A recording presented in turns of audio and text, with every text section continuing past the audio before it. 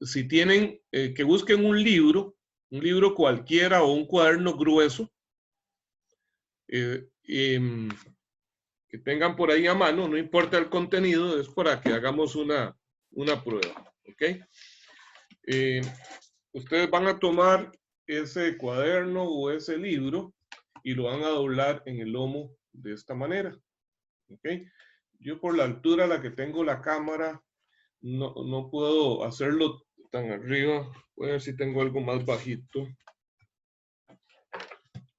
Ok, tal vez con este se logre más. Lo que quiero es que ustedes hagan este movimiento con el libro y observen cómo se acomodan o desacomodan las hojas en el extremo, ¿ok? En los extremos libres. En el libro van a tener las hojas pegadas al lomo, que es la parte de atrás, o si es un cuaderno aquí con el resorte, de manera que esto le da cierto impedimento al movimiento. Pero en cambio, en el extremo libre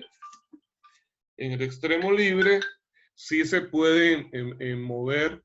Y entonces lo que quiero es que observen precisamente este movimiento, ¿ok? Cómo es que se mueven las hojas. ¿Ya lo tienen por ahí a mano?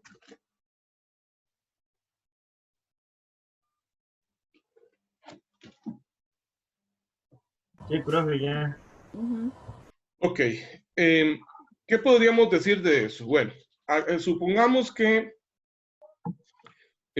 vamos a construir una viga. Yo construyo una viga con muchas laminitas. A partir de muchas láminas apiladas una sobre otra, que es precisamente como ustedes observan el libro. Cada una de las páginas del libro son láminas que están conformando, entonces, lo que vamos a hacer, una viga. Ustedes supongan que la dimensión de altura del libro no es tan grande, ¿verdad? Para que podamos ver más claro precisamente que él es una viga.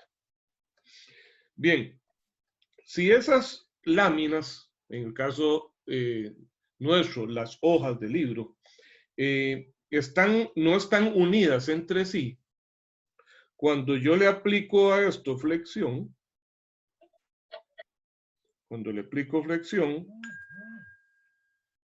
entonces resulta que se van a acomodar así. Ustedes lo ven.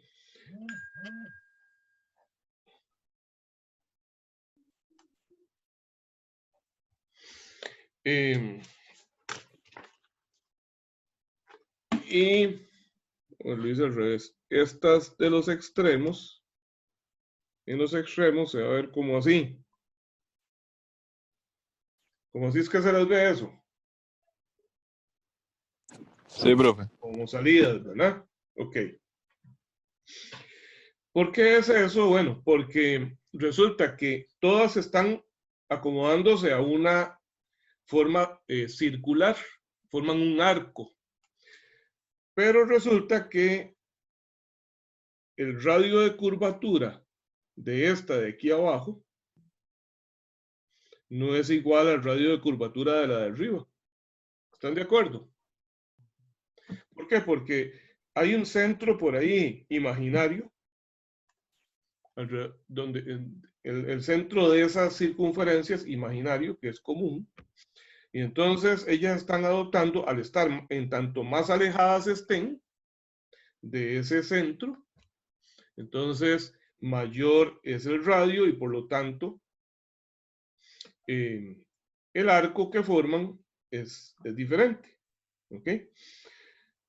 Entonces lo cierto es que ellas se van a acomodar, que nosotros las vemos como salidas hacia un lado. Tendríamos que tener las hojas totalmente sueltas. Esto solo lo podríamos ver en un puño de hojas. En un puño de hojas así sueltas, sí lo podríamos ver mejor. Déjenme ver si logra ver en la cámara. Ok. Vamos a ver, aquí tengo un puño de hojas, estas están totalmente sueltas. Y entonces vean esa forma como inclinada en el extremo. ¿Ok? Ven esa forma inclinada en el extremo. Y es precisamente entonces que como el arco de la sección de arriba es más largo, entonces ellas quedan más cortas. En tanto más abajo están, el arco de circunferencia tiene menor radio, entonces es menor, y entonces cubren una distancia mayor. Entonces por eso vemos ese triángulo, esa forma como triangular ahí en el extremo. Bueno, pero ¿qué sucede? ¿Qué sucedería si ahora ustedes toman ese libro, le hacen una perforación en cada extremo y le meten por ahí, tal vez uno más en el centro, le metemos unos pines, ¿ok? O unos tornillos ahí con tuerca, ¿verdad? ¿Cómo se llaman esos tornillos con tuerca? El nombre correcto es perno, ¿verdad? Recuerden que perno es el que tiene tuerca. Entonces, ahora cuando lo trato de doblar, ¿qué creen que va a suceder? ¿Qué sucederá con las hojas al doblarlo? Todas se van a tener que doblar exactamente igual, ¿cierto? O sea, ninguna se puede estirar más que la otra porque estos tornillos se lo impiden. ¿Estamos de acuerdo? A ver, ¿me están siguiendo? Sí, profe. Ok, entonces, al tratar de doblar esto, como esos tornillos le impiden el movimiento, entonces resulta que las de arriba las voy a estirar más de la cuenta, las voy a tratar de estirar al doblarlo, más de lo que ellas permiten. Y en cambio, las de abajo, o sea, aquí todas van a tener que poner de su parte, todas van a ceder. Las de arriba se van a tener que estirar un poco más y las de abajo un poco menos de lo que realmente podrían hacer si estuvieran totalmente sueltas. Entonces resulta que vamos a definir una línea central por acá.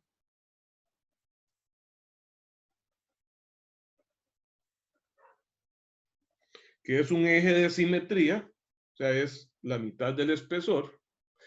Entonces resulta que las láminas, en este caso las hojas que están justo en el centro, no van a sufrir ninguna deformación. Pero las de arriba, ¿en qué estado de carga creen ustedes que se pongan esas de arriba? ¿Se pondrán en tensión o se pondrán en compresión?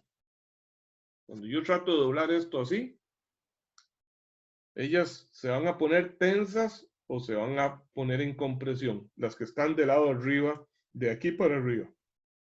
Yo pienso que en tensión, profe. En tensión. Yo también. Los demás están de acuerdo en que esas que están del eje de simetría para arriba se pondrían en tensión.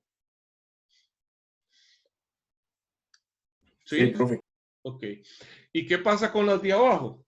Si las de abajo se ponen en tensión, más bien las de arriba se ponen en tensión, más bien las de abajo entonces ahora se van a comprimir, ¿verdad? Al doblar yo esto así, más bien lo que trato de hacer es comprimir esas láminas del lado abajo, ¿ok?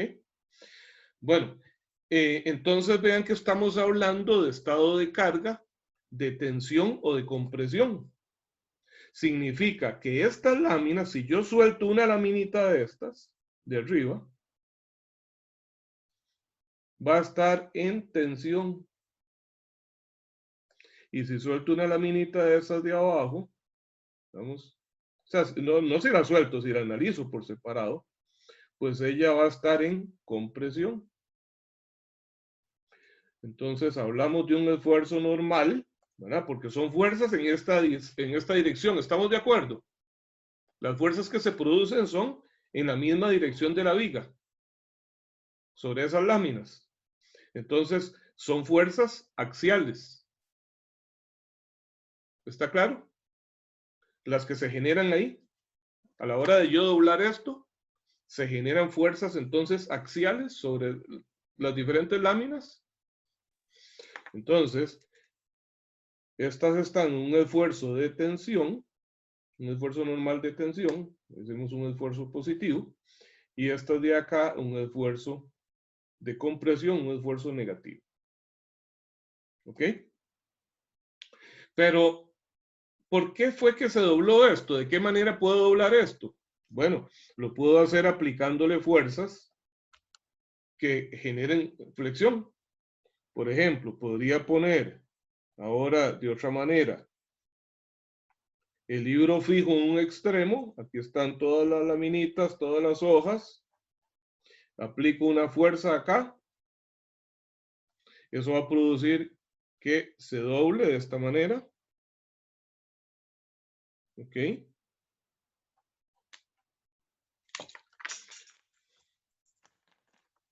Se va a doblar de esa manera. Y entonces de nuevo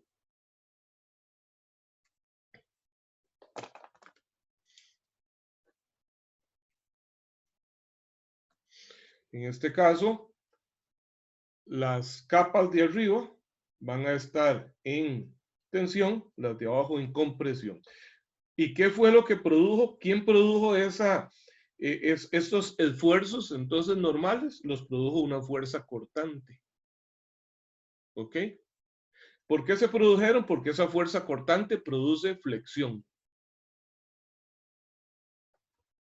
¿Alguna duda hasta ahí?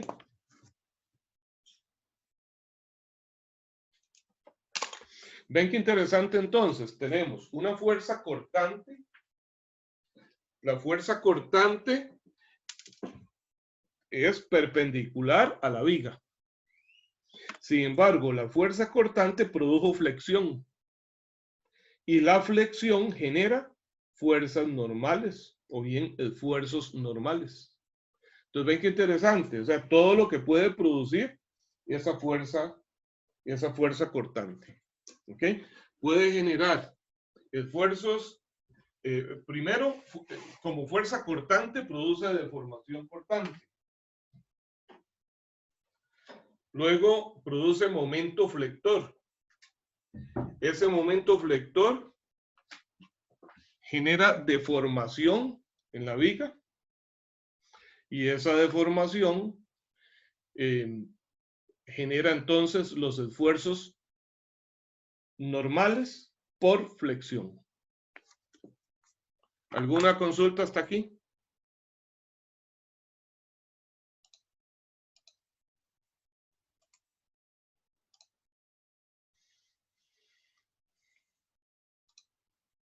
¿Todo está claro o demasiado oscuro? ¿Cómo es?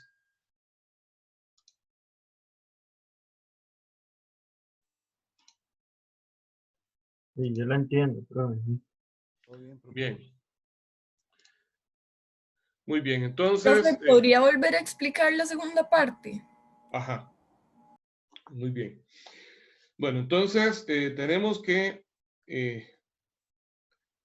tengo una viga sometida a fuerzas cortantes. En este caso está empotrada solo una fuerza cortante. Esa fuerza cortante yo sé que produce esfuerzos cortantes, materia de capítulo 1, ¿verdad? Sin embargo, las fuerzas cortantes también producen flexión. Esto es flexión de la viga. ¿Ok? Y la flexión, a su vez, hace que se generen internamente entre las capas esfuerzos normales, que fue lo que vimos acá. Al flexionar se producen fuerzas en la dirección axial que generan tensión en unas capas y compresión en otras. Entonces, resumiendo, la fuerza cortante produce flexión y la flexión produce esfuerzos normales por flexión. ¿Está bien? Gracias, profe. Con mucho gusto. Bien. Ahora entonces,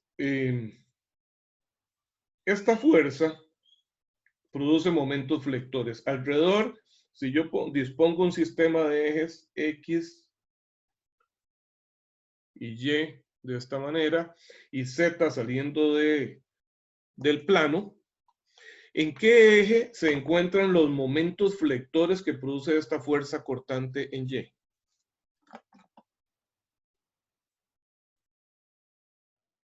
Z. En Z, exactamente, en Z. Ahora, ¿sabemos cómo determino si ese momento en Z es positivo o es negativo?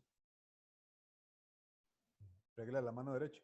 La regla de la mano derecha. Entonces, en este caso, el momento flector que produce esa fuerza V, ¿qué sentido tiene? Negativo.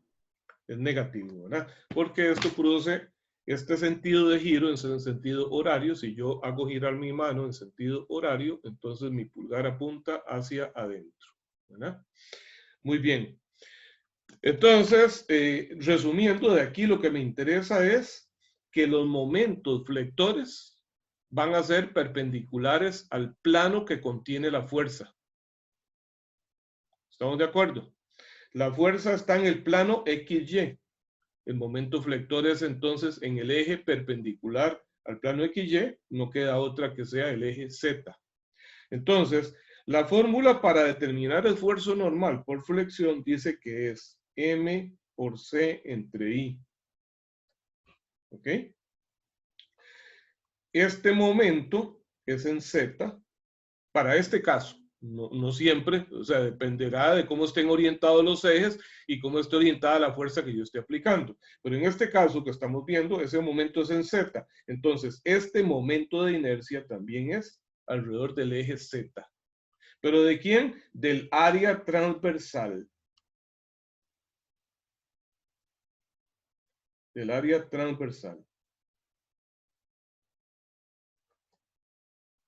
Entonces, si esta pieza tiene un área transversal, así, de magnitud, dimensiones T por W, entonces,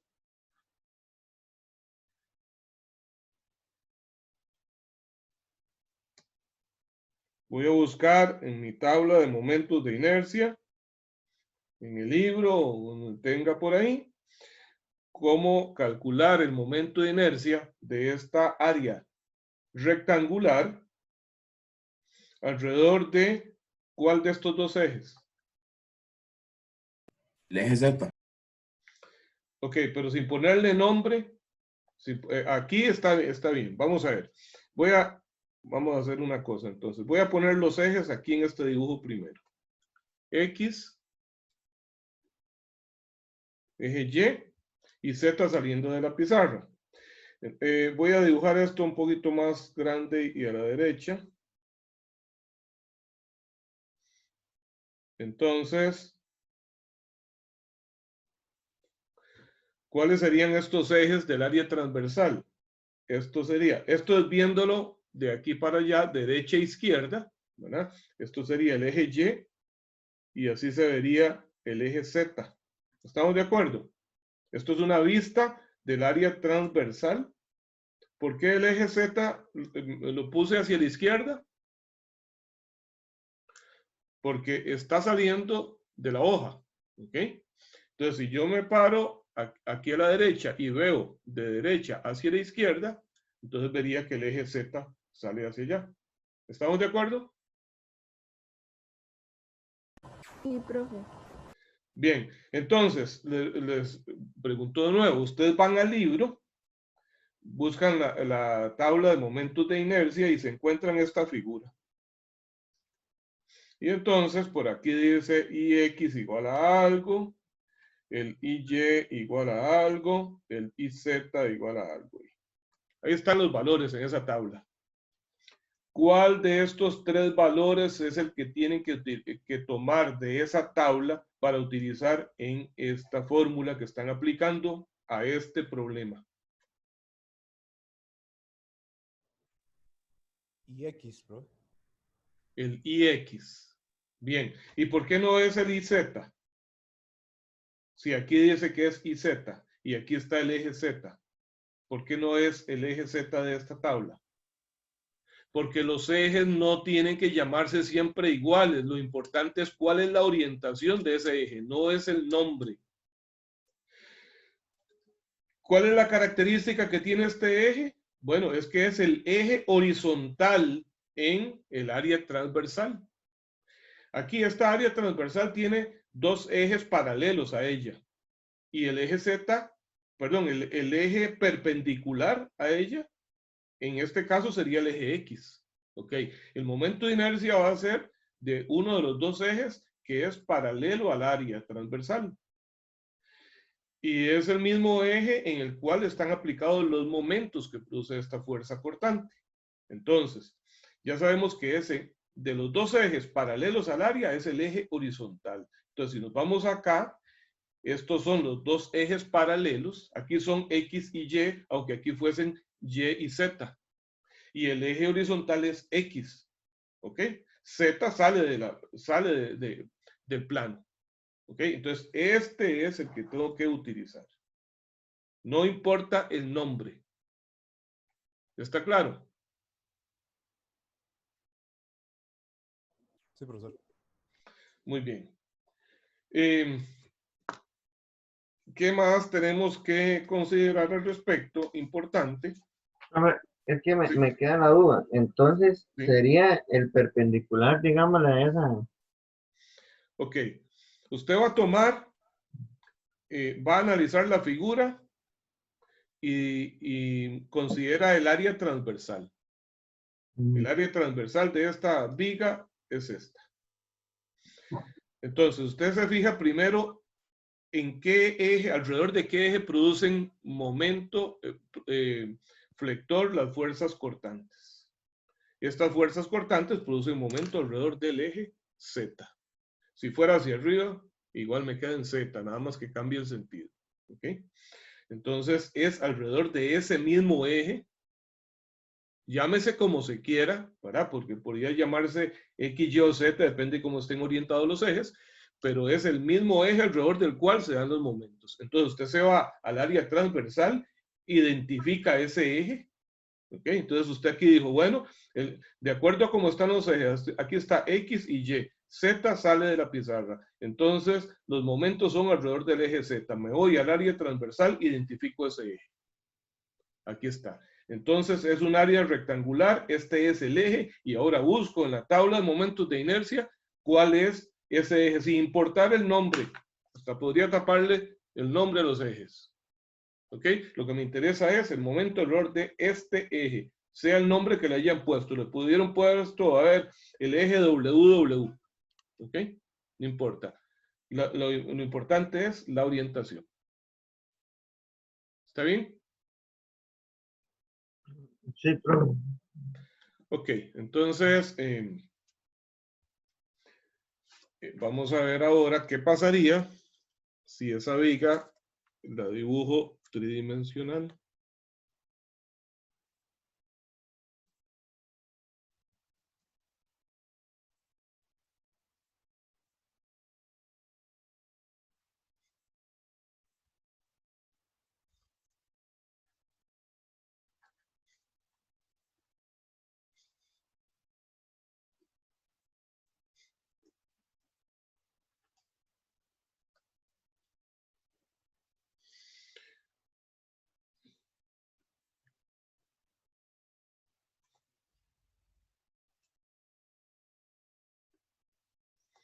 Las dimensiones de altura, aquí después W y profundidad T, le puse.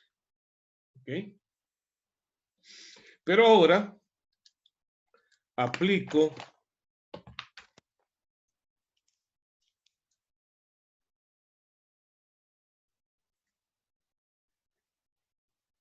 una fuerza paralela al eje Z, o sea, una fuerza en Z. Esta fuerza le voy a llamar F1.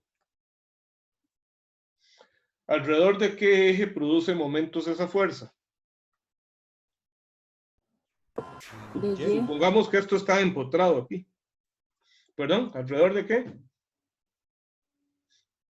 De Y. Del eje Y, ¿verdad? Va a doblar esto así. Se va a doblar hacia atrás. ¿Ok? Entonces, esta produce flexión. Esa fuerza produce flexión. Flexión alrededor del eje Y. Ya no va a ser de Z. Entonces, cuando yo analice esta área transversal, esa área transversal, vamos a ver.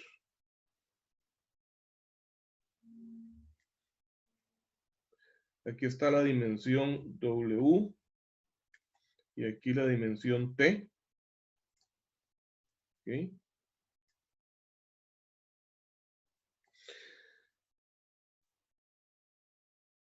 Este sería el eje Y, ¿estamos de acuerdo? ¿Y cuál sería el eje horizontal?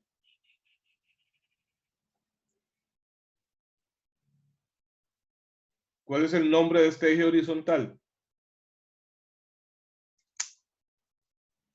Para esa área transversal.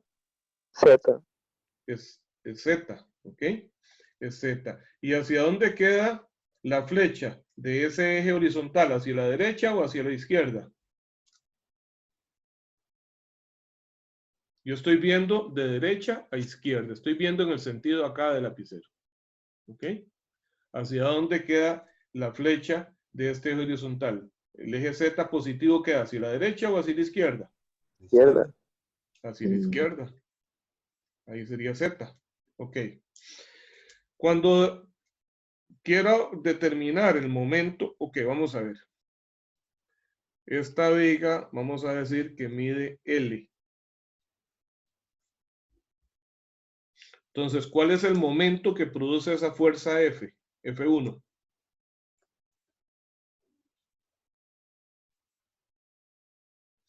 El momento que produce la fuerza F1. Bueno, ese momento va a depender de dónde yo lo calcule.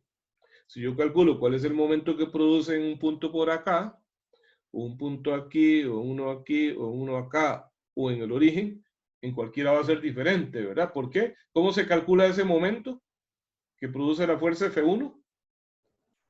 Fuerza por distancia. La fuerza por la distancia perpendicular, ¿verdad? Entonces, vamos a ver si para cada uno de esos puntos saco distancias, serían las distancias medidas a lo largo de esta línea que estoy trazando acá, ¿verdad? Bueno, por el momento máximo, ¿cuál va a ser el momento más grande que se produce ahí? El F1. F1 por L, que va a ser en el origen. Entonces, el esfuerzo por flexión, lo que voy a determinar es el momento máximo. Entonces es F1 por L. Ese es el momento. Y el esfuerzo entonces normal por flexión dice que es M por C entre I. Ok. Este momento es este que he puesto acá. ¿Y es alrededor de qué eje entonces dijimos este momento? Y. Es un MY. Y entonces este momento de inercia es un momento IY. ¿Ok? Es un IY. MY, IY. Si me voy a la tabla de momentos de inercia, aparecen los ejes X y Y. El X como el horizontal y el Y vertical. En este caso sí me coincide el Y de mi ejercicio con el Y de la tabla de momentos de inercia. Es el IY el que tengo que utilizar. ¿Está bien? Bueno, pero no hemos completado esta ecuación. Este término C. ¿Qué es ese término C? ¿Qué entendieron de ese término C?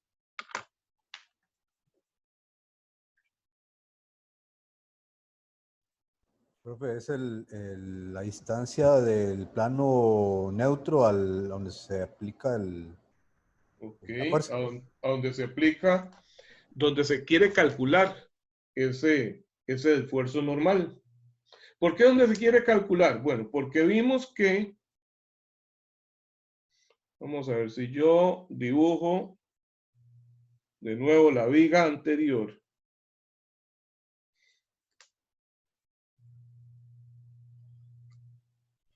este eje que estoy dibujando acá, el compañero ahora se refirió a un tema y dijo eje neutro, está muy bien, pero de momento no lo vamos a llamar eje neutro, sino eje de simetría. ¿Qué quiere decir de simetría? Que es el centro geométrico, es la altura donde está el centro geométrico. Ok, entonces dijimos que si a esto yo le aplico una fuerza aquí hacia abajo, se va a doblar, ¿verdad? Se va a doblar aquí así, y entonces Todas las láminas que estén de aquí para arriba están en tensión, las que están de aquí para abajo están en compresión, pero C es la distancia variable desde la altura de ese eje de simetría hacia la superficie. Entonces voy a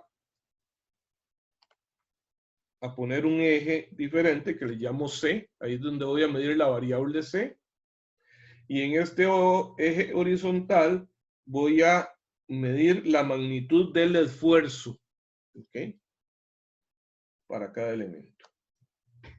Entonces, en este punto central, ¿cuánto vale C? Si decimos que C es variable y que se mide a partir de este eje de simetría hacia la superficie, tanto de arriba como de abajo, ¿cuánto será el valor de C aquí? 0. Esto es el valor 0. Entonces, ¿cuánto es el esfuerzo ahí? 0. 0, porque una componente de esta ecuación es 0.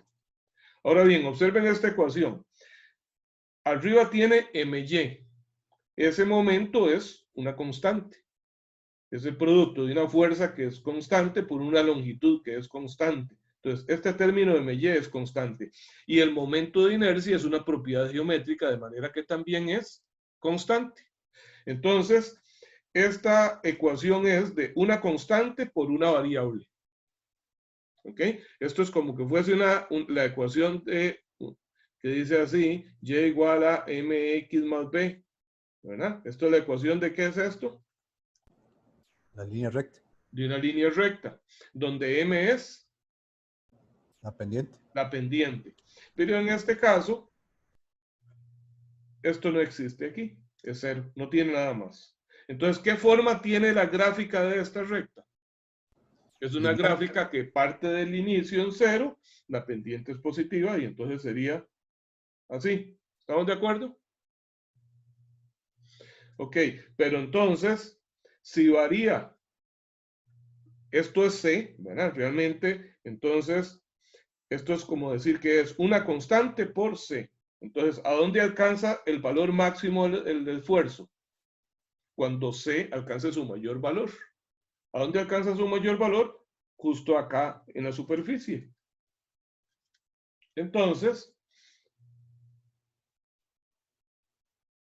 esta área que es rayada acá, lo que me da son los valores de los esfuerzos a cualquier profundidad, digamos, del espesor de la viga. Este es el esfuerzo máximo, en este caso en tensión.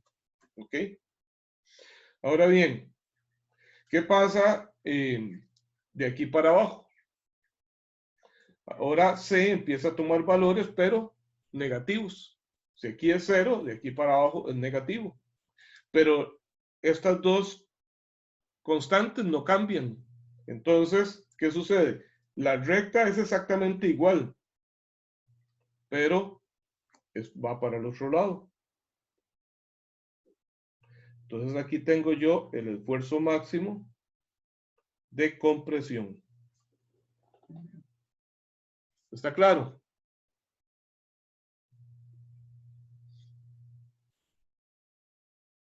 ¿Alguna duda? No, profe. Bien. Entonces, en este caso en particular, esta área transversal es simétrica. Esa área transversal, que la voy a dibujar aquí a un lado, es simétrica. ¿Qué quiere decir eso? Que desde su centro geométrico, que también se le llama centroide, existe la misma distancia hacia el borde superior que hacia el borde inferior. Entonces, o sea, esta distancia de aquí y esta que hay de ahí para abajo son iguales. Entonces, si esas dos distancias son iguales, quiere decir que la magnitud del esfuerzo máximo en tensión y del esfuerzo máximo en compresión son iguales. La única diferencia es un signo. ¿Estamos de acuerdo? ¿Está bien Sí, eso? profe. Ok, la única diferencia es el signo. Ok, pero ¿qué sucede? ¿Qué sucede si ahora me dan una viga?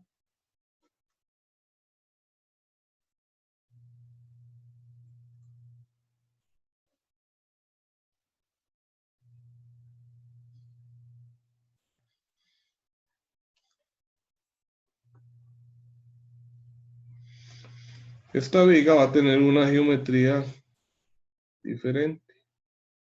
Esta viga tiene un área transversal que es en forma de T.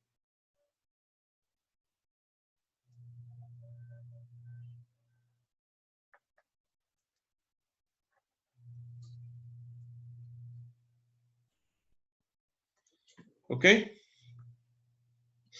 Si dibujo esa área transversal por acá,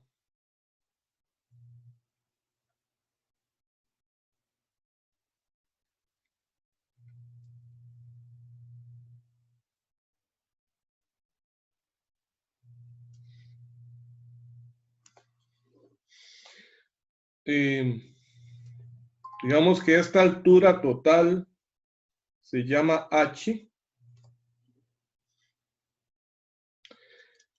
Voy a ponerle los ejes.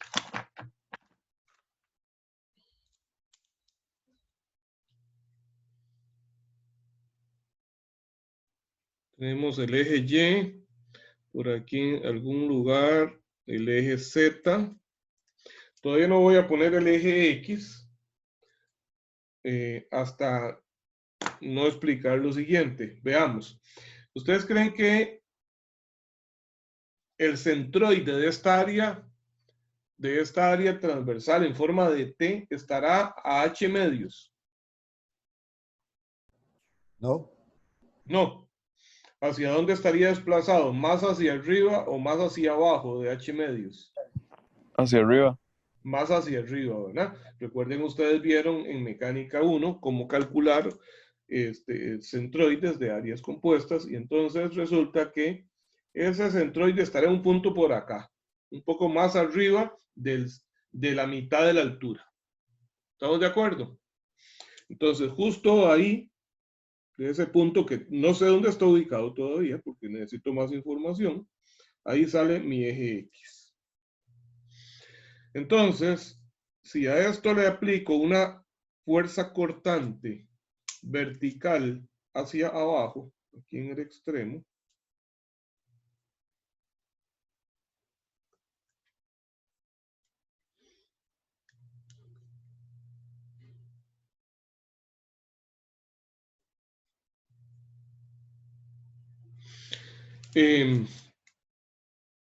esto se va a flexionar de la misma manera que en el caso anterior. Son las fibras de arriba las que van a estar en tensión, las de abajo van a estar en compresión. Y entonces, a partir de este nivel, en donde está ese eje de simetría, voy a medir las distancias, lo que se va a llamar C para cada caso, para el cálculo de esfuerzo normal igual a M por C entre I. Bueno, ya ustedes me indicaron entonces que esta distancia de aquí hacia arriba no es igual que la de ese mismo punto hacia abajo. Y esas son las distancias que necesito para sacar el esfuerzo normal de tensión y el de compresión. Entonces debo de identificar con un nombre diferente cada una de ellas, y esto le voy a llamar C subíndice T, y la de abajo C subíndice C. El C para tensión y el C para compresión. Entonces, si hago lo del esfuerzo de tensión máximo, va a ser M por CT. Y el esfuerzo de compresión máximo va a ser M entre I por CC. ¿Está claro?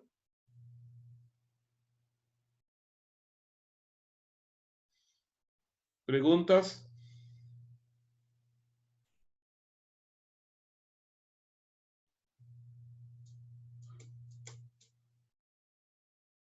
Todo claro, profe. Excelente. Entonces, si me dan un problema como este, para calcular estos esfuerzos, ¿qué tengo que averiguar primero? Obviamente me dan las dimensiones del área transversal, ¿verdad? Digamos que esto mide T por acá, también por aquí mide T, que por aquí mide W, y todo mide H, la altura total es H.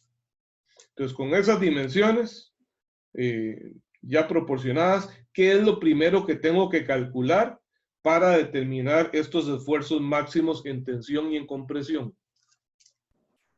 La posición del centroide. La ubicación del centroide, exactamente, la ubicación del centroide. Ahora, esta área transversal no es simétrica alrededor del eje horizontal, pero sí alrededor del eje vertical, ¿verdad? O sea, yo sé que el centroide está aquí al puro centro. A lo ancho está en el centro, no en la altura. Entonces lo que tengo que averiguar es la coordenada y barra del centroide. ¿Está bien? ¿Cómo se sacaba el y barra general de un área compuesta? Para ello, o sea, yo lo que hago es que dibujo el área.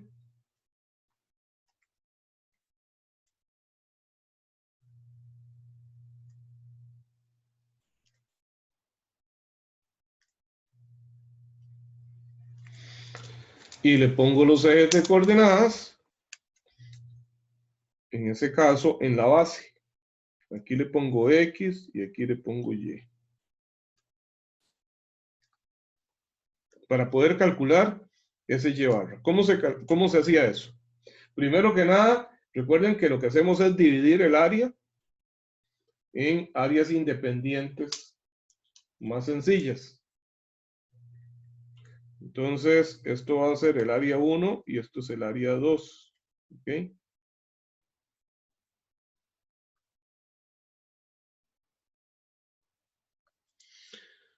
Bien. ¿Y cuál era la fórmula para calcular ese Y barra?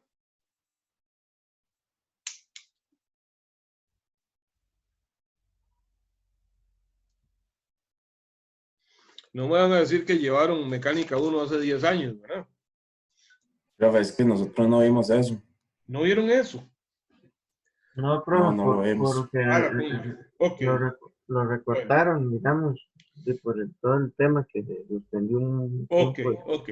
Bueno, qué bueno que me lo aclaran entonces. Bueno, es muy sencillo. El Y barra del conjunto, el Y barra de un área compuesta va a ser la sumatoria de los Y barra sub I por el área sub I entre la sumatoria de los áreas sub I, desde I igual 1 hasta N.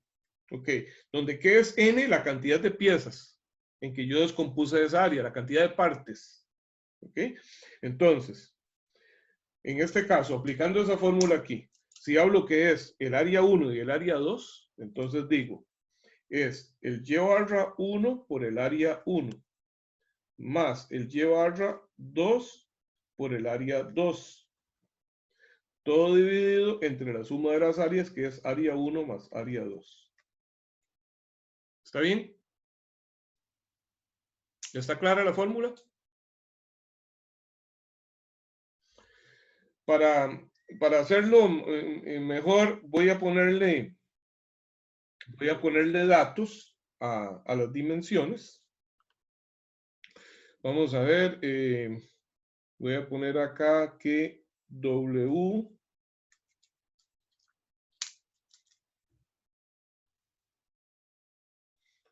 vamos a darle 10 centímetros. H va a ser 15 centímetros. Y T va a ser 5 centímetros. ¿Ok? Entonces, Algo importante en este dibujo que vamos a hacer de descomposición de las áreas, lo voy a hacer un poco más grande para que ustedes lo vean más claro.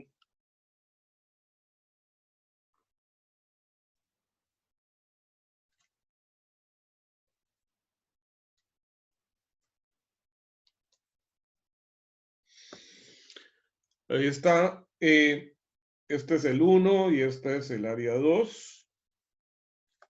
Vamos a marcar la ubicación del centroide de cada una de esas áreas.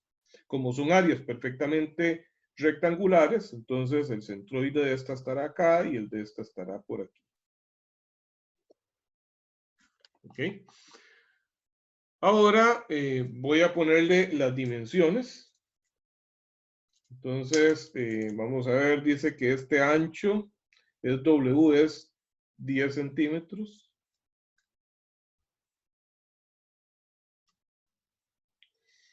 Esta altura de acá es T, que es 5. Ok. Nos dijeron que H, que es la altura total, es 15. Entonces, ¿cuánto será esto de aquí? ¿Cuánto me queda aquí? 15. 15 es hasta arriba. Como 10, este profe. pedacito mide 5, aquí quedan 10. ¿Ok? Y este ancho de acá, también este es 5. Ok. Entonces, ahora sí aplico esta fórmula. Dice, Y barra 1. Ok, pero el Y barra, los Y barra de cada una de ellas se miden con respecto a un eje común. Entonces, yo voy a poner el eje X en el punto más bajo del conjunto para medir Y, ¿verdad? Aquí sería Y igual a 0, para medir Y de aquí para arriba. Entonces, esta distancia es el Y barra del área 1. Y esta de acá es el Y barra del área 2. O sea, ven que el Y barra se mide a partir de un origen común a ambas. ¿Vamos bien hasta ahí? ¿Alguna duda? Bueno, entonces,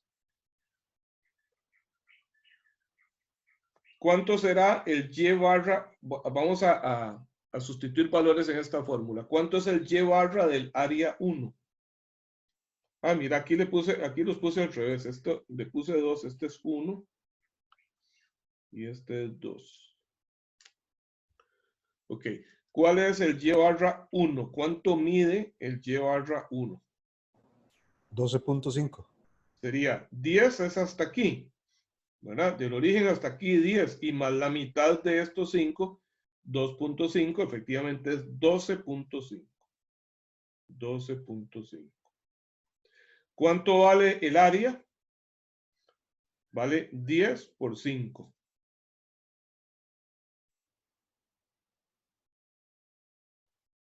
Más. ¿Cuánto es el Y barra 2? La altura de este punto de acá. 5. 5. ¿Ok? 5. Y el área mide 5 por 10.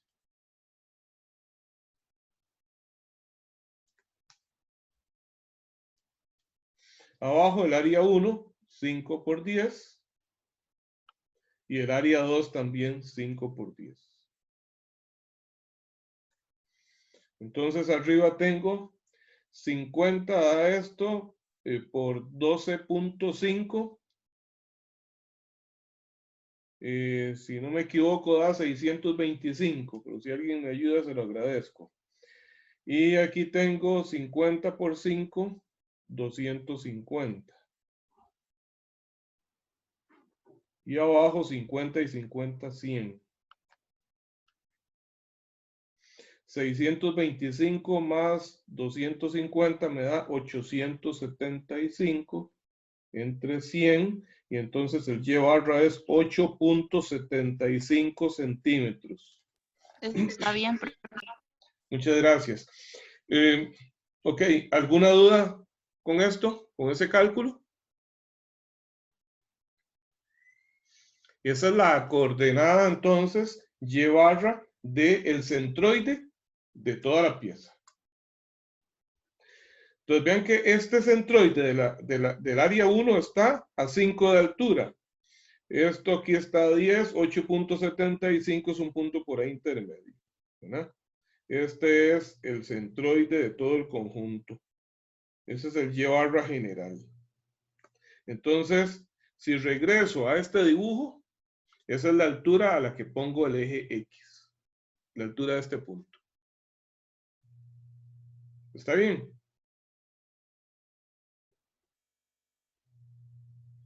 Entonces, ¿cuánto sería el C subíndice T? El CT, este. ¿Cuánto me diría? Sería 8,75 menos 5, que sería, bueno, la T. Vamos a ver, el Ah, no. CT es de aquí para arriba, ¿verdad? Ajá, entonces, Ah, ok. 6.25. ok, pero ¿cómo lo calcula? La altura total Sería y la le altura quito, total, y a le la quito altura total le quito esa centroide. altura del Y barra, ¿verdad? ¿Está claro?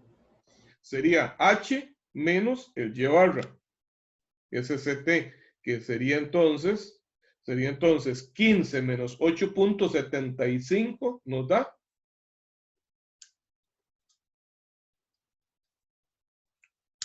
6.25. 6.25. 6.25. ¿Y cuánto será el CC?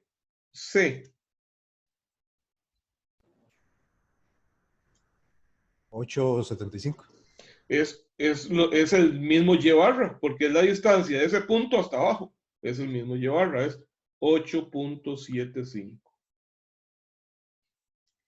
¿Preguntas?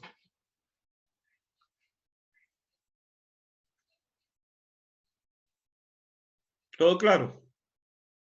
Profe, ¿por qué da 6,25? Porque, vamos a ver, es que ya este dibujo está muy enredado. Voy a hacerlo aquí grande.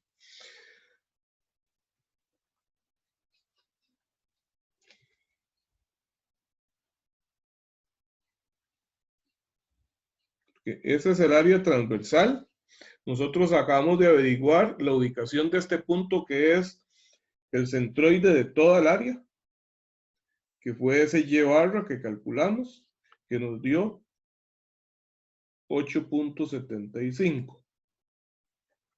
Y la altura de todo esto es 15. Entonces, el eje de simetría va a pasar precisamente por el centroide. Entonces, del eje de simetría para arriba se mide CT. Y del eje de simetría para abajo se mide CC. De modo que entonces CC coincide con el Y barra. Y CT va a ser la altura total menos ese Y barra. 15 menos 8.75. ¿Está bien? Sí, profe, gracias. Con mucho gusto. Bueno, Profe, una consulta. sí, dígame. SCT y CC solo lo podemos saber cuando es una fuerza. ¿Qué pasa si son varias? Y para arriba y para abajo. Ok, si son varias para arriba o para abajo, eso lo vamos a ver en el capítulo siguiente. Entonces, vamos a ver, ¿para qué es que vamos a calcular esos esfuerzos? ¿Para qué creen ustedes que calculamos esos esfuerzos? Ya eso, hicimos análisis similares, digamos, de tomar el valor de esfuerzo calculado en el capítulo 1, ¿verdad? Si yo estoy diseñando esa viga, ¿de qué me servirá este valor calculado del esfuerzo máximo de tensión y el esfuerzo máximo de compresión? ¿Para qué creen que me sirva eso? En el diseño de esa viga. Para que no se deforme. Ok, voy a comparar esos valores obtenidos con el esfuerzo permisible del material, ¿verdad? Lo comparo contra el esfuerzo permisible del material y entonces así me doy cuenta si la pieza falla o no falla, o si se va a deformar plásticamente o no, ¿verdad? Ok, ese es el esfuerzo máximo, pero si la viga está sometida a varias fuerzas cortantes, entonces resulta que el momento flector, que es lo que utilizo yo en esta fórmula, este momento flector no va a ser constante, sino que va a variar. Y entonces lo que vamos a hacer es construir la gráfica de fuerzas cortantes, luego la de momento flector, ¿verdad? Y resulta que esa, no sé, por decir algo, nos dio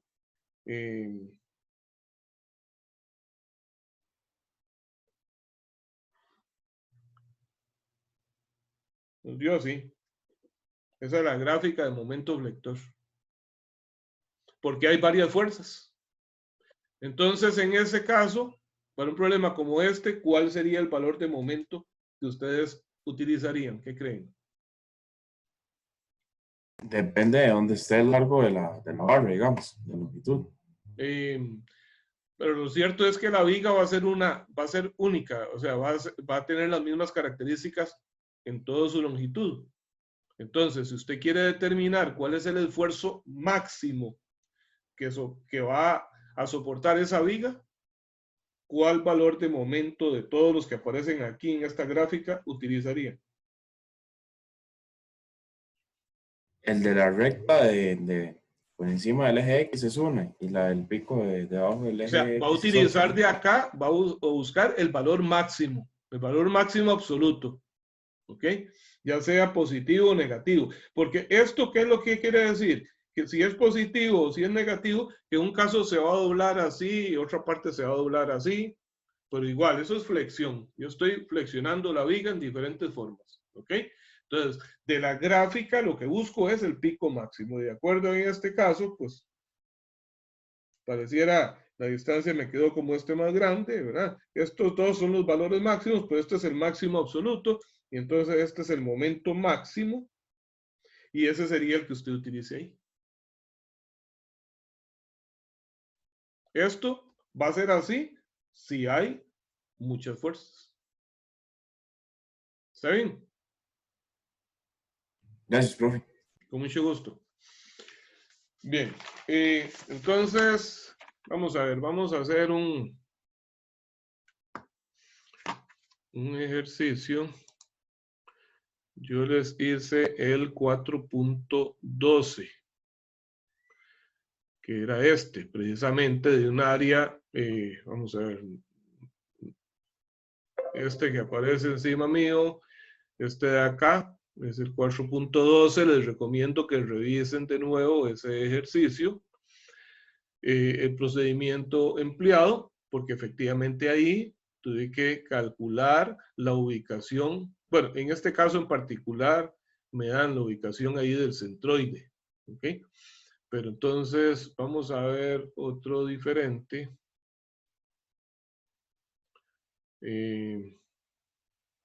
Bueno, no. Voy a hacer el número 10. Vamos a ver, se aplican las fuerzas, determino los esfuerzos máximos de tensión y compresión para la viga BC. En la parte BC. Ok, sí, perfecto. Bien, entonces observen esta viga de acá. Esa viga, vamos a aumentar el tamaño de esto. Esa viga tiene el área de sección transversal que se muestra en la figura de arriba. Vamos a poner aquí entonces problema 4.10. y mide 20, 60, 20.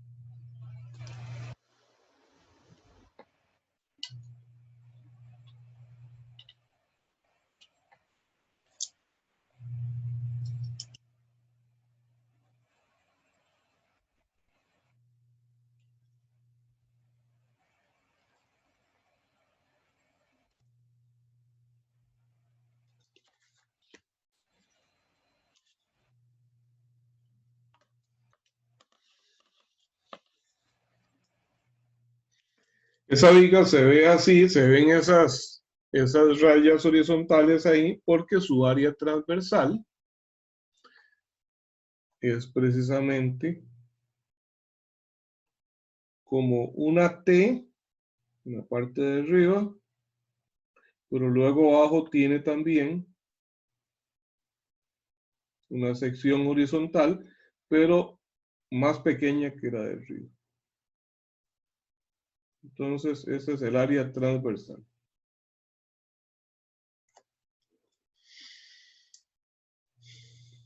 Está apoyada en sus extremos, que es un apoyo fijo en A, el pasador, y en el otro extremo, un patín.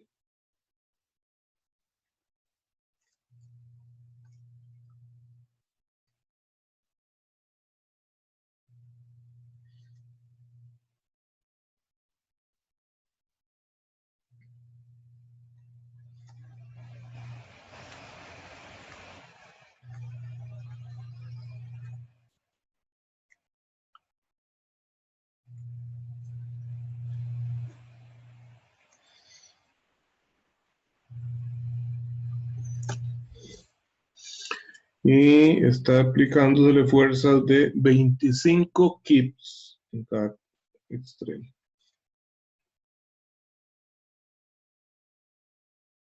Extremos no, en los puntos B y C, fuerzas de 25 kips. Y nos piden determinar entonces los esfuerzos máximos de tensión y compresión.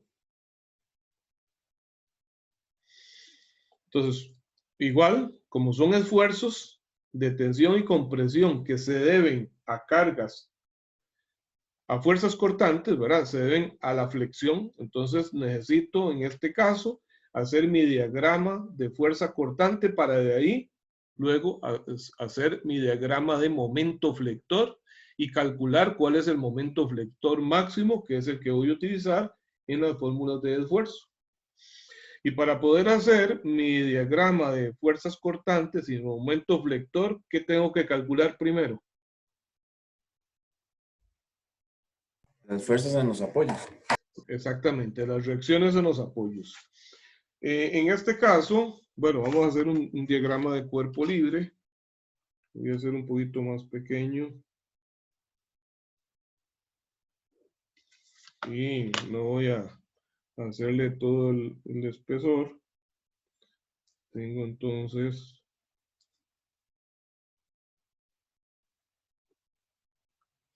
25 y 25 kips.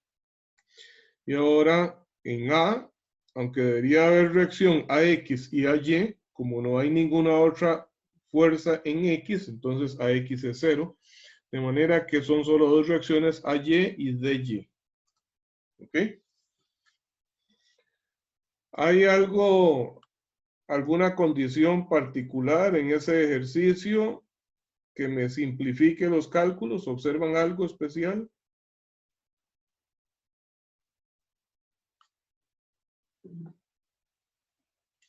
Tiene algo particular y es la simetría. Las dos cargas son de la misma magnitud y están separadas la misma distancia desde cada uno de los dos extremos. ¿Ok? Entonces, ¿A qué conclusión podríamos llegar con respecto a AY y DY? Por la simetría que hay ahí.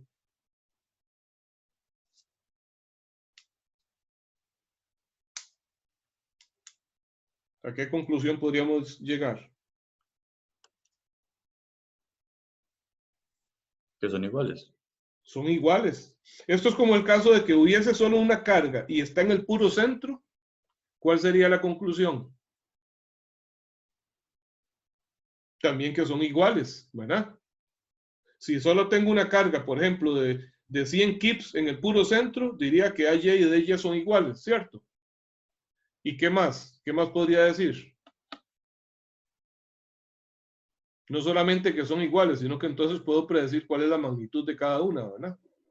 Sería la mitad de esos 100 kips. Bueno, en este caso, AY y DY son iguales.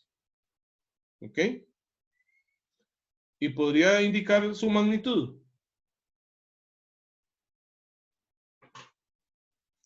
Si hago sumatoria de fuerzas en Y, tengo AY más DY igual a 50, ¿verdad?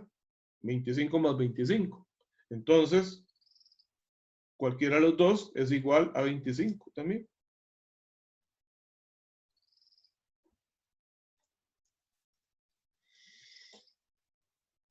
Entonces, una vez que tengo ya esas fuerzas, ahora sí puedo hacer mi diagrama de fuerza cortante para hacer posteriormente el de momento flector.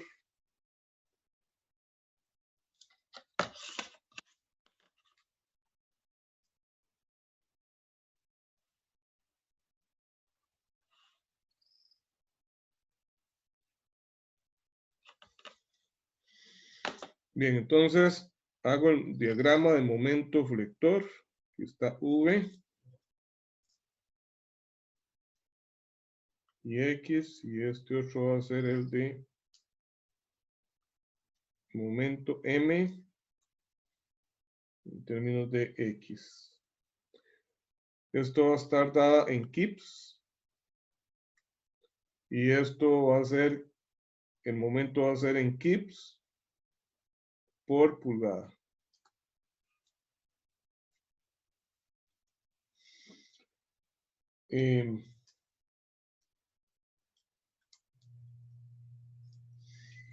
Voy a hacerlo de otro color entonces. Vamos a ver, empiezo entonces en el punto A, sumando a Y, cuya magnitud es 25.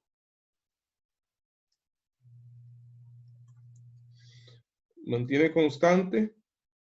En el punto B, baja 25, llego a 0. Se mantiene constante a nivel 0. En el punto C, bajo 25, queda un menos 25. Se mantiene constante y ahora en el extremo D sube otros 25.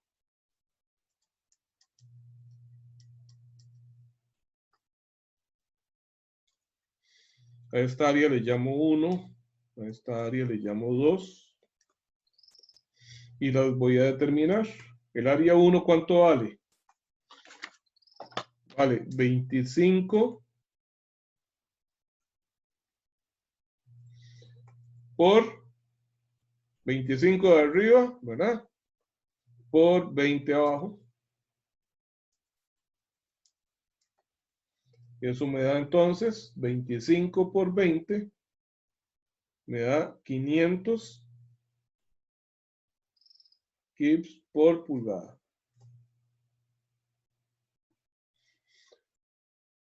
Si lo paso a libras por pulgada, sería 500,000.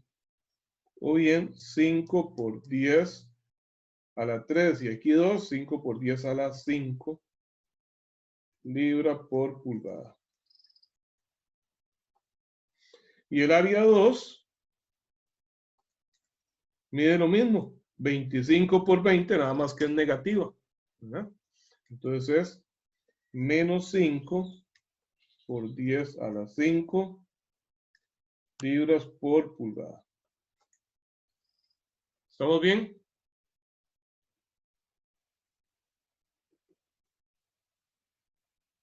¿Alguna duda hasta ahí? Pero fue una consulta. ¿Sí? ¿Podemos usar aquí el método de integrales o siempre nos van a pedir como un punto, digamos, en el largo de la viga, que haya una fuerza o algo así, para no hacerlo por ese método? Generalmente lo que se le va a pedir es el valor máximo.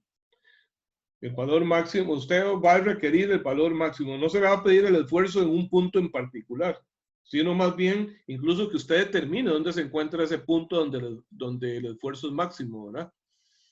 Que va a coincidir con aquel en que el momento flector es máximo.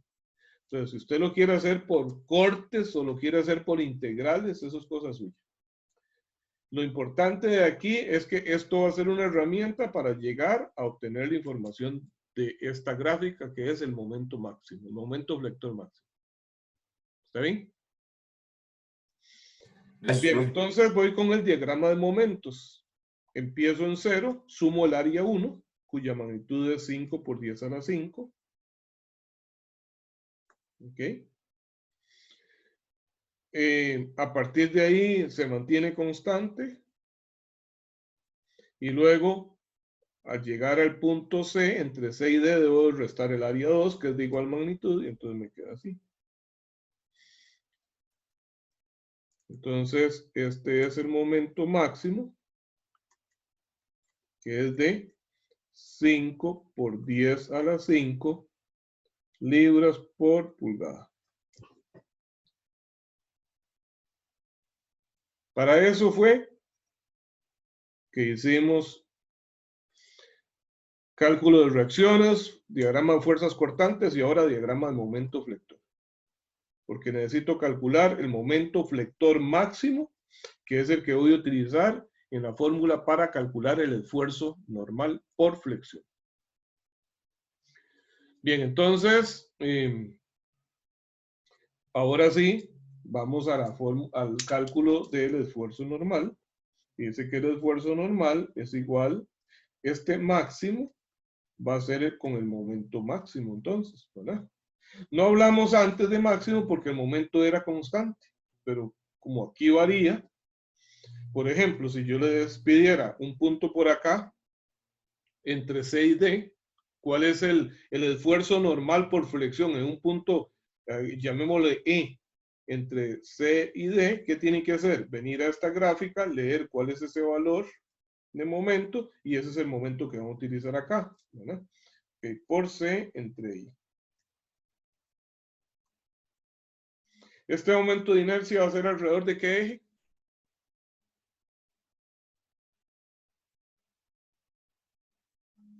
El eje Z horizontal. Eje Z. Digamos que esto es X y Y. Entonces va a ser el IZ. Bien, entonces necesito calcular. Ya tengo esta parte, pero necesito determinar cuánto es el C para tensión y compresión, porque veo que esta área no es simétrica con respecto al eje horizontal, no es simétrica. Igual que la que tenía forma de T, esta tampoco es simétrica. ¿Cuánto se aleja el centroide de la altura media? No va a ser tanto como el caso anterior, porque siempre hay un pedacito también abajo, pero no va a ser justo la mitad de la altura. Entonces necesito ubicar ese centroide y calcular el momento de inercia de esta figura. ¿Está bien? Profe, una pregunta. Sí, dígame. ¿Por qué sería IZ? ¿Por qué sería IZ? Porque estos momentos flectores son alrededor de Z. La flexión que se produce de esta viga, o sea, las deformaciones, estas que vemos como en forma circular cuando ya se deforma, son alrededor del eje Z. Siempre las fuerzas cortantes van a producir flexión alrededor de un eje que es perpendicular al plano en que ellas se encuentran. Estas fuerzas están en el eje Y, pero ¿en qué plano se encuentran? ¿Cómo se llama el plano en el que están estas fuerzas? Es el plano XY. El momento flector va a ser en el eje perpendicular a ese plano, es el eje Z. Ok, gracias. Con gusto. Ok, entonces voy a pasar de hoja porque el cálculo, vamos a hacer el cálculo entonces del centroide de esa área compuesta y también de su momento de inercia. Bien.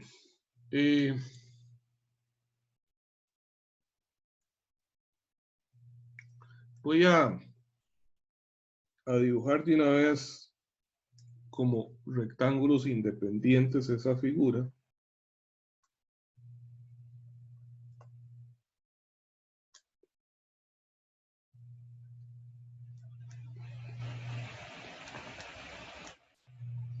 Esa es la forma de esa figura. Son 3 rectángulos. Por aquí mide 8 pulgadas. Aquí abajo mide 4.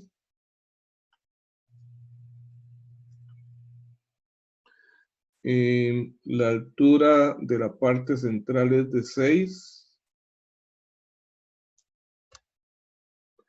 Y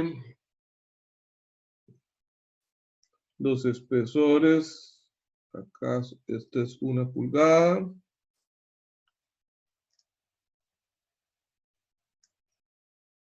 Una pulgada y 1 pulgada.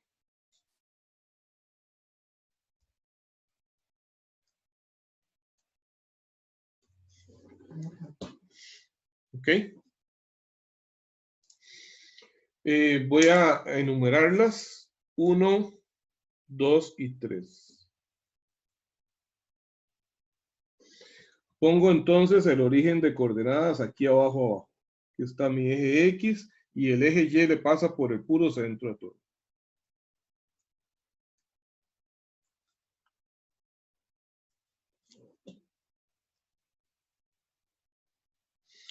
Bien, entonces, vamos a ver. Como ustedes no lo vieron en Mecánica 1, voy a enseñarles una manera más ordenada, por lo menos mientras aprenden, mientras toman destreza con el método para hacer esto. Y es construir una tablita, sobre todo cuando hay ya muchas partes, más de 2 partes, les recomiendo hacer una tablita.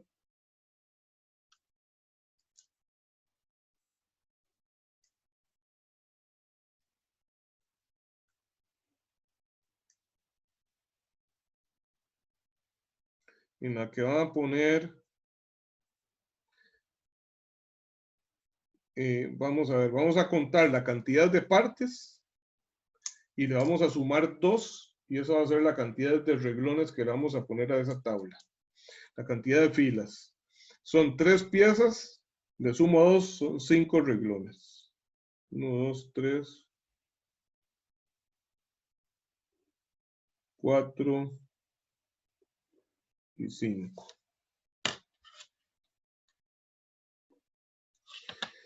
Una primera columna donde vamos a poner el número de la pieza.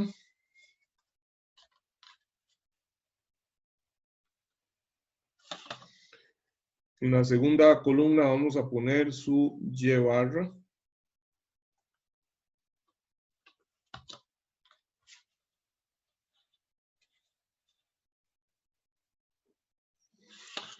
En la siguiente columna el área.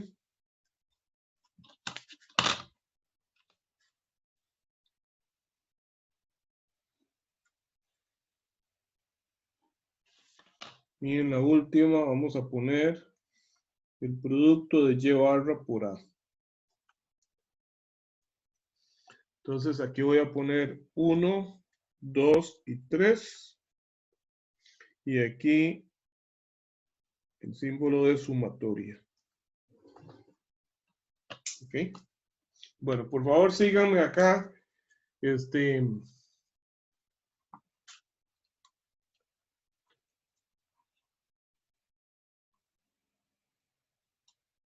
Para que no vayan a quedar dudas ahí con esto.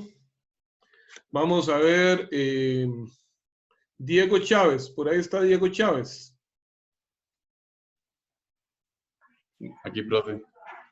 Diego, ¿cuál sería el Y barra de la figura 1? Ya le digo, déjame ver bien la figura. Ajá. Vea, de aquí a aquí hay 1 pulgada, de aquí para acá 6 y luego 1. Sería 7.5. 7.5, ¿ok? Todos están de acuerdo con que el Y barra de la figura 1 es 7.5. Dicho sea de paso, no lo marqué, la ubicación del centroide de cada una de ellas, ¿verdad? Dice Diego que el Y barra de la figura 1 es 7.5 pulgadas. ¿Están todos de acuerdo? 6,5, bro. 7.5. Sí, profe. ¿Sí? Muy bien, 7.5, efectivamente. Porque es la altura, 7 hay hasta la base de este rectángulo y luego le sumo media pulgada más. 7.5. Ok. Stephanie Peraza. ¿Está por ahí, Stephanie?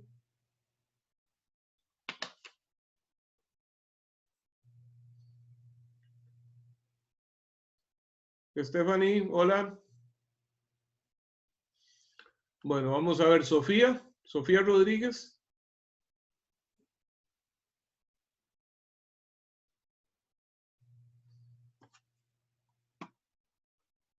Sofía está por ahí. Están quedando mal las muchachas. María Laura. Profe, Sofía les escribió al chat. Sofía que sí está, pero hay mucha Ok. bulla. Está bien, Sofía. Está disculpada. María Laura. Sí, profe.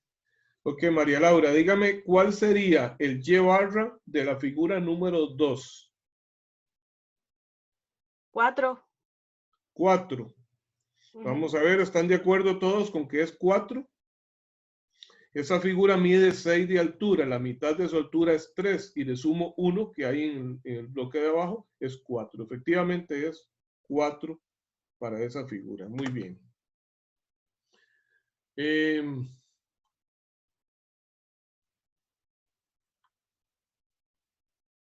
Vamos a ver, Aris. Aris, ¿estamos ahí? Aquí estoy, sí. Ok, Aris, el Y barra de la figura 3.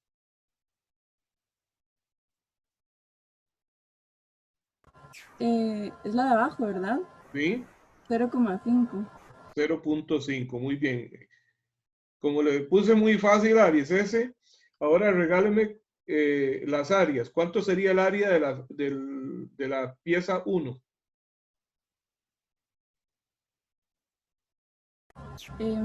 Es que no veo bien. Es 8 por... Por 1. Por 1. Entonces, 8 pulgadas cuadradas, ¿verdad? No. Ok, el área 2. 6 por 1 igual. Ok, entonces me da 6. Y el área 3. 4. 4, muy bien. Ok, ahora vamos a multiplicar estas dos columnas, Y barra por A. ¿Cuánto es 7.5 por 8? 60. Piensa ver. Sí, 60. Ok, esta me da 24 y esta me da 2. Entonces ahora sumo todas las áreas. 8 y 6, 14 y 4, 18. Y sumo todos los Y barra por A. 60 más 24 me da 84 más 2, 86. ¿Ok? Entonces ahora digo que el Y barra general es igual a la sumatoria de Y barra por A entre la sumatoria de áreas. Esto es 86 entre 18. ¿Cuánto da? 86 entre 18, ¿cuánto da? 4.77. Da 4,78. 78, redondeado, muy bien, gracias. Pulgadas. Ven que Todas las dimensiones eran pulgadas y pulgadas cuadradas, entonces no hubo que hacer ninguna conversión. Y barra es 4.78. Ahora, ¿cuánto es la mitad de la altura de esa pieza? Toda la pieza mide 6, 7, 8. O sea, la mitad de la altura es 4. Y el Y barra está un poco más arriba de esa mitad de la altura. ¿De acuerdo? Bueno, entonces voy a dibujar a la par de nuevo la pieza. Voy a hacerlo un poquito más grande.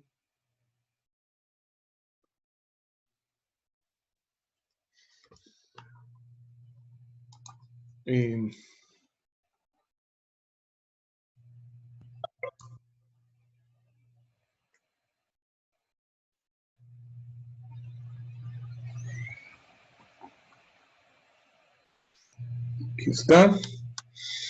Voy a marcar los centroides de cada una. Y ahora en rojo voy a marcar el centroide del conjunto. ¿Ok? Que está por aquí.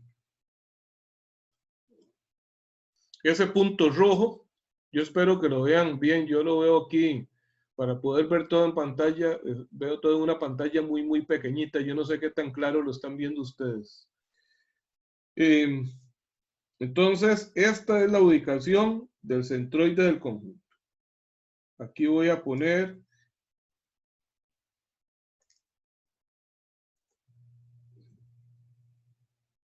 recordemos que esto es el área transversal. Y entonces, este es el eje Y y aquí va a ser el eje Z. ¿Por qué el eje Z hacia la izquierda?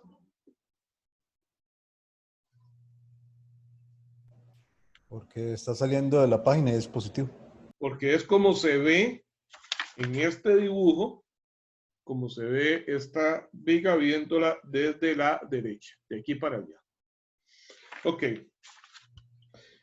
Entonces ahora vamos a ver, si ustedes no vieron esto, entonces no vieron cálculo de momentos de inercia tampoco.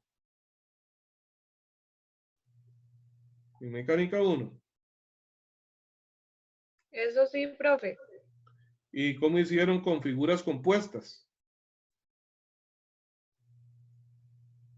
Por ejemplo, Casi siempre nos lo daban, yo creo. Ajá.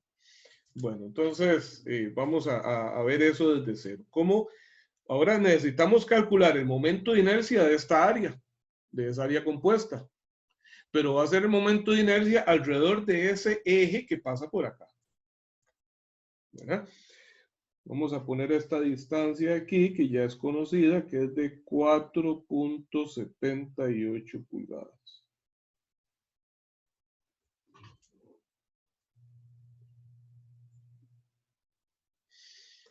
Las demás distancias están en el dibujo de la par. No quiero llenar demasiado de dimensiones eso para no entorpecer el dibujo. Ok. Entonces, todas estas áreas son áreas rectangulares. Si ustedes se van a una tabla de momentos de inercia,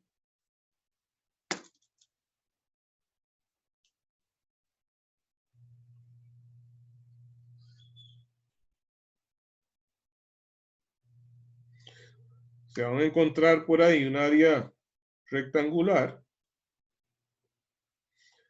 Le ponen los ejes, en la tabla aparecen los ejes X y Y en el puro centro, en el centroide de esa área. Le llaman a esto B y esto A, podría ser. Es un rectángulo de base B, altura A. Y los ejes X y Y de esa manera. Y entonces le dicen que el IX es un doceavo de B por A al cubo. Que el IY es un doceavo de A por B al cubo.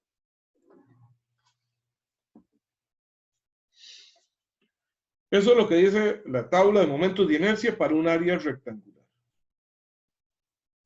Entonces, ¿qué es lo que tiene importante? Que estos momentos de inercia son calculados en el centroide de cada figura.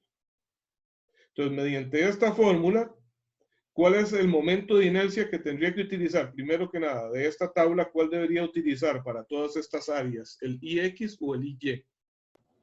El IX. El IX, que en mi dibujo corresponde al eje Z. ¿Verdad? Ok.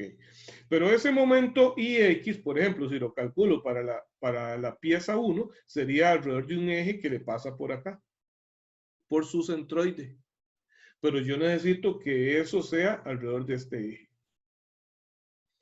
Entonces, no sé si ustedes vieron teorema de ejes paralelos. Sí, profe, eso sí. Sí, ok. Entonces, vamos a decir, vamos a calcular los momentos de inercia de cada una de esas áreas utilizando lo que corresponda de esta tabla que obtengo de mi libro, y voy a trasladar esos momentos de inercia a este punto común, que es el centroide de todo el conjunto. Y para ello entonces necesito saber cuál es la distancia que hay desde el centroide de cada pieza hasta este centroide común. A esta distancia que hay desde el 1 hasta al centroide común le voy a llamar D1. ¿Okay? A la distancia que hay desde el centroide de la figura 2 hasta el centroide común, le voy a llamar D2. Y a la distancia que hay desde el centroide de la pieza 3 hasta el centroide común, D3. ¿Ok? Entonces, voy a decir que el momento de inercia total va a ser el I1 más el I2 más el I3, pero todos trasladados al centroide general. Entonces, el I1, ¿ok? Es el IX de esta tabla para esta pieza. Dice 1/12 de la base. ¿Cuánto es la base de la figura 1? Del rectángulo 1. La base es 8 pulgadas. Y su altura, 1 pulgada. Más el área, que es 8 por 1, por la distancia de 1 al cuadrado. Esto es área 1. Y vamos a ver, ¿cuánto será D1? Voy a poner acá D1. ¿Cómo calculamos D1? A ver, ayúdenme con eso. Es 2.72. 2.72. ¿Y cómo lo calculó? La altura hasta el centroide de esa pieza menos Ajá. el 4.78. Exactamente. La altura desde la base hasta este centroide es el y/1, que aquí lo teníamos, que era 7.5. ¿Verdad? Y a esos 7.5 le resto la altura del centroide común, que es 4.78. Y entonces eso le dio ¿cuánto? Me dijo. 2.72. 2.72 pulgadas. Ok. Veamos ahora el D2. El D2. Entonces, en este caso va a ser al revés. Va a ser a la altura del centroide total, que es el punto más alto, le resto la altura del centroide 2. Esto es entonces 4.78 menos el y/2, que es 4, me da 0.78. Y el D3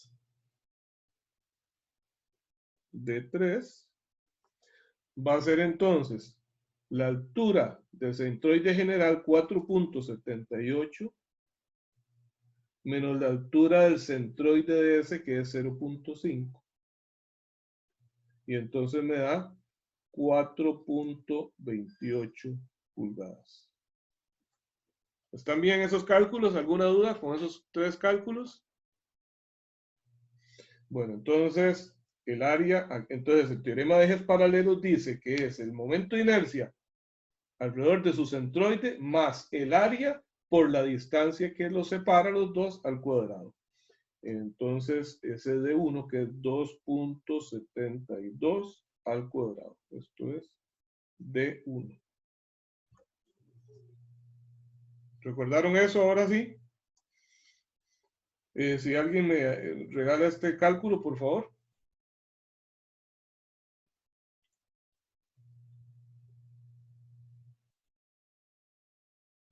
Esos unos están sobrando, ¿verdad? 59.85. 59.85. ¿Y las unidades qué serán?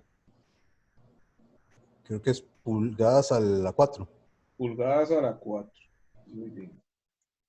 Vamos ahora con el I2. Entonces, un doceavo. ¿Cuál es la base? Vamos a ver.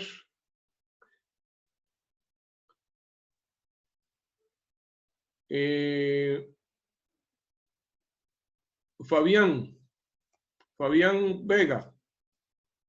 Sí, señor. ¿Cuál sería la base para este triángulo, para este rectángulo número 2? Dice, un doceavo de la base por su altura al cubo. ¿Cuál sería la base? La base sería 1, ¿es, profe? 1, muy bien. ¿Y la altura? 6. 6 al cubo. Muy bien. Ahora sí, más el área. Sería 6 por 1, ¿verdad? Por D2, que aquí lo tenemos, 0.78 al cuadrado. Esto es área 2, esto es D1. ¿Y eso nos da cuánto? 21.65 pulgadas a la 4. 21.65 pulgadas a la 4. Muy bien. Vamos ahora con el I3. El I3 dice que sería un doceavo de la base. ¿Ok?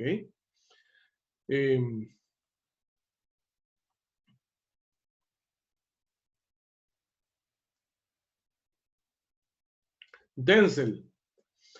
Denzel está por ahí. Sí, profe. Denzel, ¿cuál sería entonces la base para esa figura número 3? 4. De 4 y su altura. 1. 1 al cubo. ¿Ok? Más el área, 4 por 1, por la distancia de 3, que es 4.28 al cuadrado. Eso es área 3. Disculpe, ¿puede subir? Bueno, bajar la cámara un poco. Ahí. Sí, sí. Okay. Mira, aquí le puse de 1 al anterior y de 2. ¿Verdad? Ok, ¿y este da cuánto? 73.61 pulgadas a la 4. 73.61 pulgadas a la 4. Ok, ahora sumamos todo. Sumamos esos tres términos.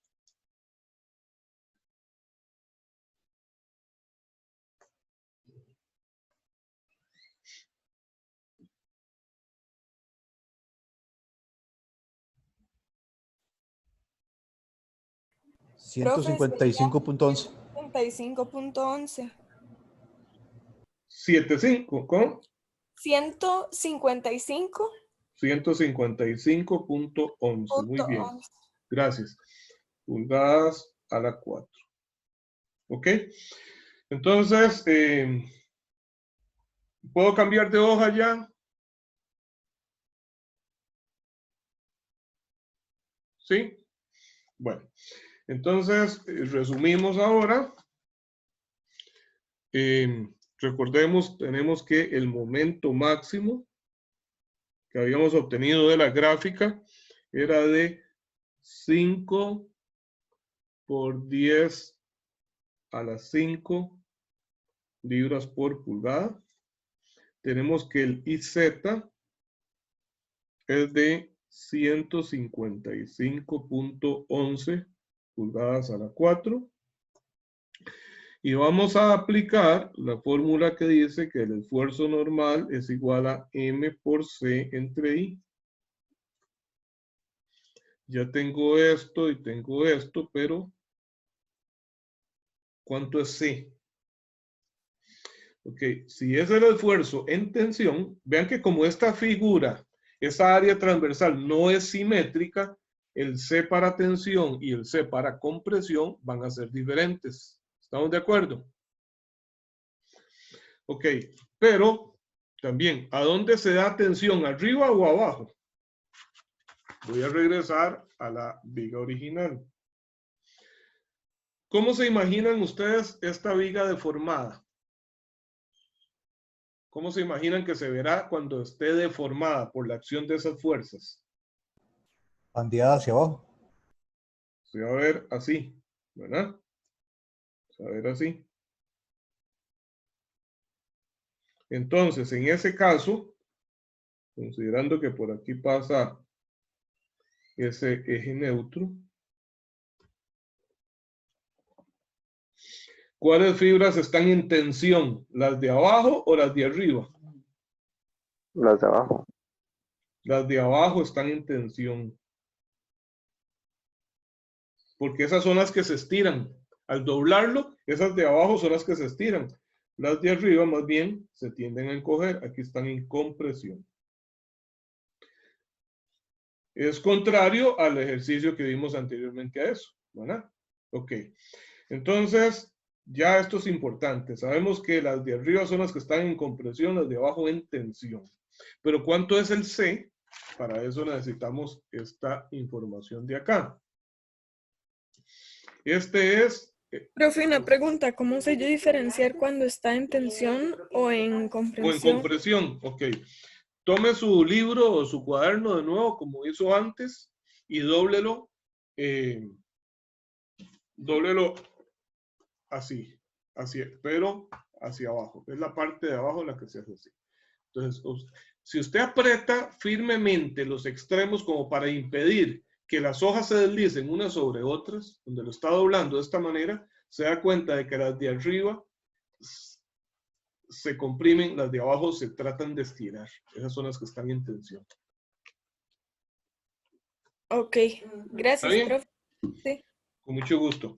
Ok, entonces, les decía, este punto rojo, donde está el origen de las coordenadas YZ, es el centroide común.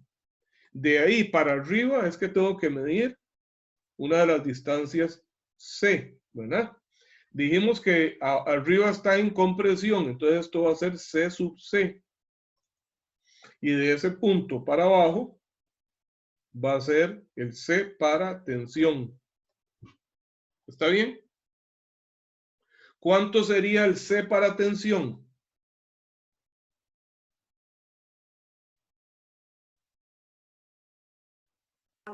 Profe, ¿sería el mismo que de 3? Puede ser por ti. El mismo, No, mentira. no, de 3 no, porque de 3 no sale desde abajo. Sería sumarle el 0.5. Sí, pero eso es exactamente el Y barra, ¿cierto? De todo el conjunto. Entonces, el CT, el C para tensión es el Y barra, es 4.78 pulgadas. ¿Y cuánto sería el C para compresión? Sería la altura total, que es 6 y 2, 8 pulgadas, menos el Y barra. El C para compresión sería 8 menos el Y barra. 8 menos 4.78 me da 3.22 pulgadas. ¿Está claro?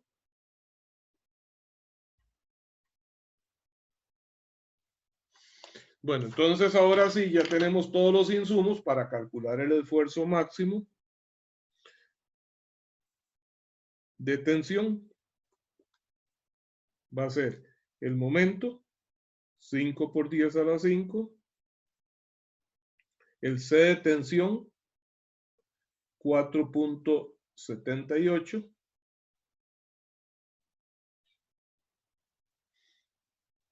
Y el momento de inercia, 155.11.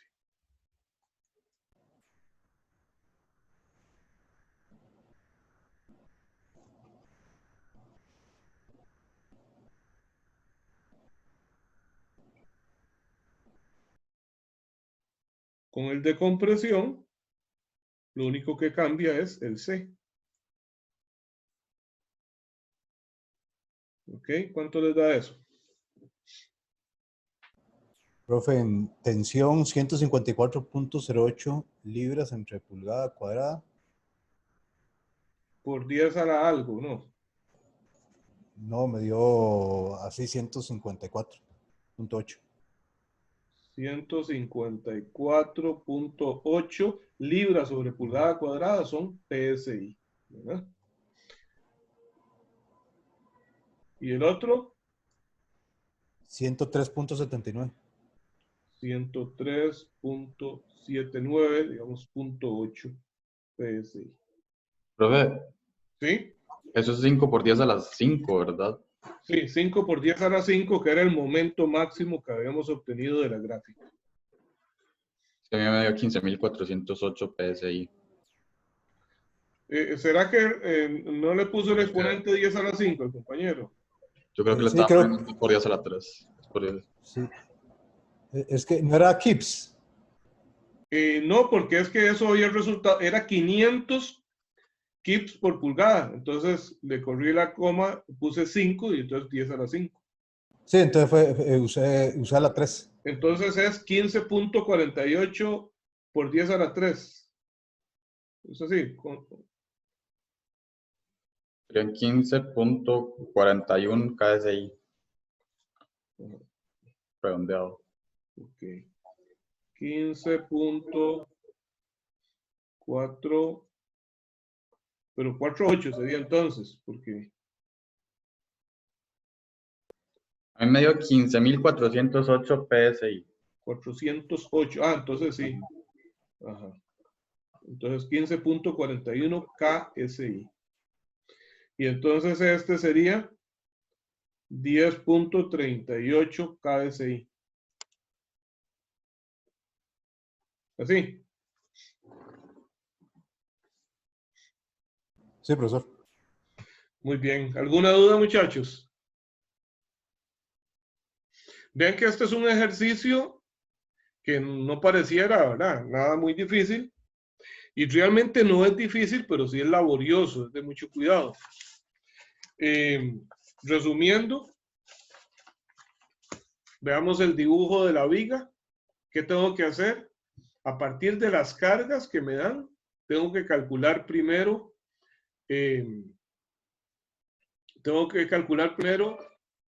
hacer los diagramas de momento flector para poder calcular el momento flector máximo. Para ello, obviamente, tengo que calcular primero reacciones, hacer diagrama de fuerzas cortantes y por último el diagrama de momento flector. De ese diagrama, lo único que me interesa es el momento flector máximo. No importa si ese momento es positivo o es negativo. ¿Ok? Profe, una consulta. Sí. ¿Eso que sea positivo o negativo no influye que sea en tensión o compresión? Sí, claro. Claro, por eso entonces ya luego tengo que analizar cómo sería la deformación de esa viga para ver dónde se encuentra ese punto, ¿verdad? Claro, para ver dónde se encuentra ese punto. Porque de hecho, qué sé yo, usted podría tener que la viga tal vez se le deforma así, ¿verdad? Hay un montón de cargas y hace que la viga se le deforma así. Y a usted el momento máximo, usted tiene que ver dónde se da. Entonces, tal vez el momento máximo, vamos a ver, compliquémoslo más. Digamos que se deforma, este es el eje medio. Digamos que la deformación que sufre esa viga es así. Entonces, resulta que aquí es donde se da el momento máximo. Entonces, usted tiene que ubicar ese punto, ¿verdad? ¿Dónde es el máximo? Analizar cómo se deformaría la viga en ese punto para determinar si, cuál zona está en tensión y cuál en compresión, si es la de arriba o la de abajo. Entonces, resumiendo con el procedimiento, una vez que terminamos el momento máximo, ahora necesitamos determinar el momento de inercia y para ello, antes hay que calcular la ubicación del centroide. A no ser que sea un área transversal uniforme o simétrica y entonces no haya que calcular la ubicación de ese centroide. Pero igual, si el área es compuesta, entonces sí tengo que calcular el momento de inercia del conjunto. Entonces, muy importante, quiero que retomen de este ejercicio, que lo practiquen y que traten de resolver otro similar, que aquí vimos dos cosas. Una nueva para ustedes, el cálculo del momento del centroide, ¿verdad? De un área compuesta. Como les decía, en este ejercicio en particular, ahora que están aprendiendo, esta es la forma más ordenada de hacerlo, hacerse la tablita, ¿verdad? El Y barra y área de cada uno, sumar las áreas, sumar los productos de Y barra por área para sacar el Y barra del conjunto. Y la otra parte importante, el cálculo del momento de inercia de esa figura compuesta. Ok, entonces, denle mucha importancia a esto para que eso no vaya a ser un obstáculo para poder resolver otros ejercicios siguientes. ¿Está bien? Profe, en el caso de esa viga, digamos,